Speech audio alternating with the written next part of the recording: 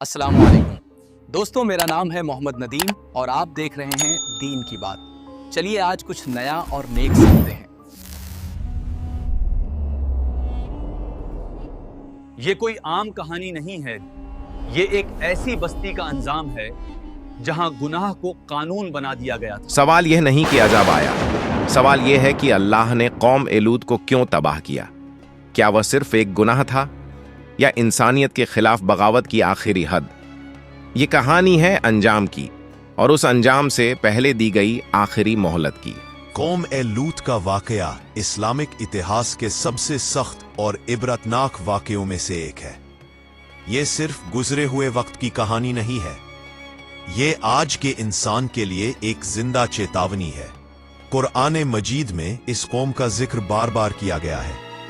अल्लाह ने साफ बताया कि ये तबाही अचानक नहीं आई, बल्कि लगातार नाफरमानी, सरकशी और हक के इनकार का नतीजा थी। आज हम जानेंगे कि वो कौन से असबाब थे जिन्होंने एक पूरी कौम को हमेशा के लिए मिटा दिया। ये इलाका था सदूम और उसके आसपास की बस्तियां। ज़रफ़े ज़मीन, खुशहाल जिंदगी, अमन व सुकून के तमाम ज़ाहिरी साधन। इसी कौम की तरफ अल्लाह ने अपने नबी हजरत लूत अलैहिस्सलाम को भेजा। हजरत लूत अलैहिस्सलाम अल्लाह के महान नबी हजरत इब्राहीम अलैहिस्सलाम के भतीजे थे। नरम दिल, सच बोलने वाले और हक के लिए मजबूती से खड़े रहने वाले नबी। उन्होंने अपनी कौम को एक सीधा पैगाम दिया, अल्लाह की इबादत, पाकीज़गी और फितरत के मुताबिक जिंदगी।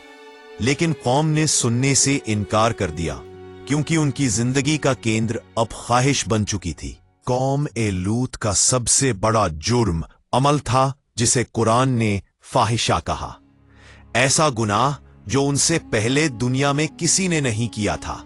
मर्द मर्दों की तरफ माइल हो गए, औरतों को छोड़ दिया गया, इंसानी फितरत को बिगाड़ दिया गया। लेकिन मामला यहीं खत्म नहीं हुआ। यह कौम गुनाह पर फख्र करने लगी, बुराई को खुलेआम फैलाने लगी, मुसाफिरों को लूटना, महफिलों में बेहयाई और अल्लाह के नबी को धमकियां देना। हजरत लूत अलैहिस्सलाम ने बार बार समझाया, नरमी से, दर्द के साथ। उन्होंने कहा, अल्लाह से डरो, मैं तुम्हारा भला चाहता हूं। लेकिन जवाब में मजाक उड़ाया गया, इनकार किया गया और नबी का सामाजिक बहिष्कार कर दिया गया। कौम का घमंड अपनी इंतहा पर पहुंच चुका था। वे कहते थे, अगर तुम सच्चे हो तो अल्लाह का अजाब ले आओ। यही वह लम्हा था जहां मोहलत खत्म होने लगी। एक दिन इंसानी शक्ल में कुछ मेहमान हजरत लूत अलैहिस्सलाम के घर आए। ये आम मेहमान नहीं थे, ये अल्लाह के भेजे हुए फरिश्ते थे। हजरत लूत अलैहिस्सलाम परेशान हो गए। वे अपनी कौम की बदकारी को अच्छी तरह जानते थे। इन मेहमानों की इज्जत और हिफाजत उनके लिए एक बड़ी आजमाइश बन गई। जल्द ही शहर में खबर फैल गई, लोग दौड़ते हुए आ गए बुरे इरादों के साथ। हजरत लूत अलैहिस्सलाम ने आखिरी बार रोका, अपनी बेटियों का जिक्र किया, यानी निकाह के पाक रास्ते की तरफ बुलाया। लेकिन कौम अंधी हो चुकी थी। उसी लम्हे हकीकत खुल गई। फरिश्तों ने कहा, ए लूत, डरो मत, हम अल्लाह के भेजे हुए हैं। हुक्म बिल्कुल साफ था, रात के आखिरी हिस्से में अपने मानने वालों को लेकर निकल जाओ और पीछे मुड़कर मत देखना। सिर्फ एक शख्स इस हुक्म से बाहर था, हजरत लूत अलैहिस्सलाम की बीवी, जो दिल से अपनी कौम के साथ थी। यह फैसला सिर्फ जाहिरी रिश्तों पर नहीं था, बल्कि नियत, वफादारी और ईमान पर था। उसी लम्हे हकीकत खुल गई। फरिश्तों ने कहा, ए लूत, डरो मत, हम अल्लाह के भेजे हुए हैं। हुक्म बिल्कुल साफ था, रात के आखिरी हिस्से में अपने मानने वालों को लेकर निकल जाओ और पीछे मुड़कर मत देखना। सिर्फ एक शख्स इस हुक्म से बाहर था, हजरत लूत अलैहिस्सलाम की बीवी, जो दिल से अपनी कौम के साथ थी। जब सुबह हुई तो जमीन ने अपना काम किया। फरिश्ते ने बस्तियां उलट दी, ऊपर का हिस्सा नीचे, नीचे का हिस्सा ऊपर।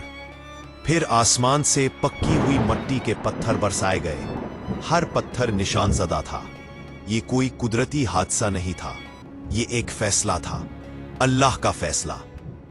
कौमे लूत हमेशा के लिए खत्म कर दी गई। ना उनकी ताकत काम आई, ना उनकी तादाद, ना उनका गुरूर। कुरान कहता है, और हमने उसे इबरत बना दिया समझने वालों के लिए।